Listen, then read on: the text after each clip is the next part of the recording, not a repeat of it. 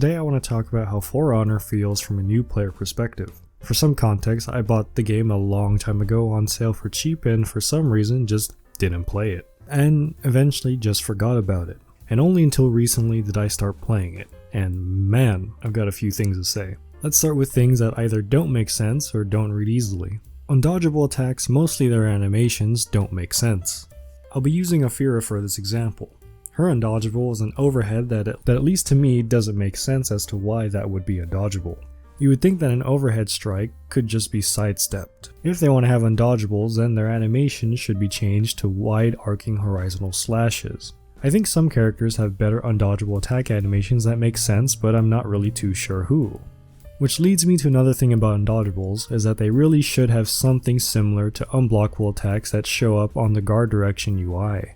With unblockables you glow orange and the UI goes orange to let you know that this attack is different from the rest. With undodgeables you don't get any of that. You might say that you get a blue smoke effect that trails behind you as an indicator, but what I'll say to that is that in For Honor there are effects for executions, standing still, emoting, etc. I thought that the blue smoke was simply an effect that they had equipped, because there'd be no way that the dev team would not give this information that changes the way you have to respond to this attack to the player, right? Anyway, I'm just saying, just give undodgeable attacks some sort of UI element that gives you some sort of indication that this attack is different. Next we'll move on to guard breaks. Now when you're able to guard break is for the most part pretty straightforward. When nothing is happening and you're both staring at each other, you throw out a guard break. The problem is that as a new player I didn't know that during certain actions you're immune to guard breaks. So I, as a new player, tried to integrate guard breaks into my combos, resulting in what felt like gambling if whether or not the guard break would work. While we're still on the topic of guard breaks, I don't like that how for some reason you have to worry about attack direction when it comes to a heavy attack. It's annoying, or even worse if you're switching between characters because you have to remember or find out which direction you can attack from with a heavy, which to me adds unnecessary complexity. They should just make it so that if a character can get a heavy attack off a guard break, they speed up the heavy attack animations just for that instance, so that way that no matter what direction you attack from, you get a heavy attack off. Next we'll talk about what I call parries, but the game calls deflects, which pretty much to my knowledge are the same thing. And to be clear, I'm talking about when you do the heavy input at the right time before an attack hits you. Anyway, I also dislike that for most heroes it does not allow a follow-up attack on parries.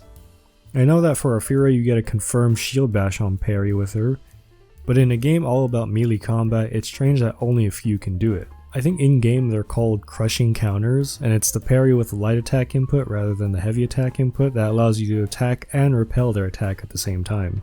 I think that everyone should have crushing counters because it feels like, at least to me, that it should be some sort of core universal mechanic. Now, it might break some heroes, I will acknowledge that, but it feels strange that only a few heroes have something that is pretty core to melee fighting in general. Alright, now let's move on to the characters / heroes in the game. I'm not sure how Ubisoft manages to do it, but I don't like fighting a majority of the cast of heroes this game offers. Almost every character in this game has some way to annoy me. There are characters that are not as annoying as others. For example, I don't really mind fighting Warden, Lawbringer, and Peacekeeper. Now on the other hand, there are heroes that when I see them I just hope that whoever is playing them is bad. I'll list the worst offenders in my experience and explain why I dislike them. Let's start with Blackbriar. I don't like playing against them because you are forced to play defensive rather than being proactive in anything you do. Because, at least to my knowledge, this guy can flip pretty much anything. I think if I sneezed vaguely in his direction, he'd be able to flip me. The only way that I figured out how to pierce this is either with basic guard break or special guard breaks, which really limits the way you can engage him, forcing you to fish for guard breaks or parries. Next up is Pirate. I don't like this character, because they can pretty much combo off anything. They miss an attack, they can combo off it. You block their attack, they can combo off it. You lose your car keys, they can combo off it. The main thing that I don't like about Pirate is that she technically has no recovery state. So there's never a clear point in time where you can punish her. So it never feels like it's your turn. And lastly, let's talk about Varangian Guard. Similar to fighting a Blackbriar, fighting against Varangian Guard forces you to be defensive rather than proactive in anything you do. Now, she isn't as strong as of a defensive powerhouse as Blackbriar, but she's able to be a lot more offensive, at least in my experience. Now, having someone being good at offense and defense isn't a problem inherently. In fact, having a balance of good offense and defense is probably something to strive for. But Varangiangard isn't just good at offense and defense, she's too good at either being offensive or defensive depending on the situation. She's a tough nut to crack because she seemingly has no weaknesses. And if you play against someone that's decent with her, it's probably one of the most unfun things you can experience in this game. Alright, and to finish this video, we're going to do some good old-fashioned complaining. Let's start with Hyper Armor. Hyper Armor is unfun to play against because it basically forces you to sit there and wait for your opponent to do something, because if you try and do anything against someone with Hyper Armor, you're more likely than not going to get interrupted. And to me as a new player, it feels like the only viable strategy when it comes to Hyper Armor is to sit there and wait, which is a little boring. As a disclaimer, I will say that I do play Hitokiri from time to time, and I do get to enjoy the benefits of Hyper Armor from time to time.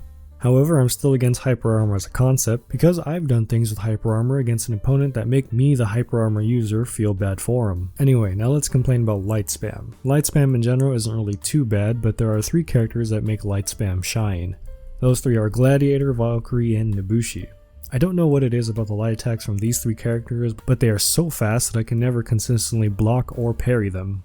You could probably forego learning the rest of their moveset and focus on only using light spam with these characters and still win a decent amount of matches, because of the light spam being so effective. In my opinion, they should either make the light attacks slower, so maybe I could at least block a couple, or make it so that, let's say after the 3rd light attack onward, each light attack after that will consume more and more stamina, so you can't just keep throwing only lights. Maybe this will break something, who knows. All I know is that I'm tired of being lighted to death.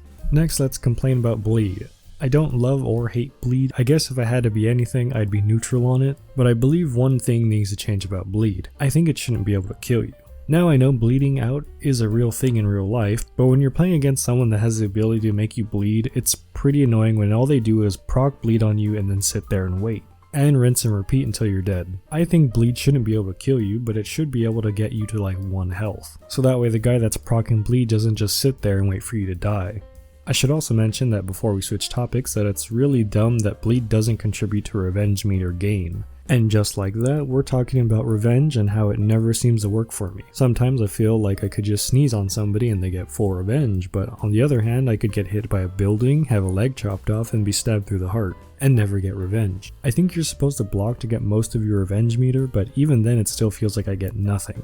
Now these are the last 2 things I'm just going to bring up, and are basically just quality of life improvements I'd like to see. It'd be nice if we could change the parry flash indicator to be whatever color I wanted, because sometimes in the heat of battle I'll attempt to parry a little too early because I'll just watch for the red rather than the red flash. So if I could change that red flash to say green, it would be a lot easier for me to parry on reaction, or at least try to. And last thing I want to talk about is being able to standardize all dodge attacks to dodge then light attack. Because for different characters, it's different inputs. While not completely different, it still throws me off when I'm switching between characters. For example, for Afira, her dodge attack input is dodge heavy attack, but for Orochi it's dodge light attack. And if I'm switching between them, it really messes up my muscle memory. Now for heroes that have unique dodge inputs like Tiandi, he could just stay how he is. I should also say that if they do end up doing this, there should be a way in settings to toggle between standardize versus legacy, meaning how it is now. Now, despite all I've said here, I still do very much enjoy this game.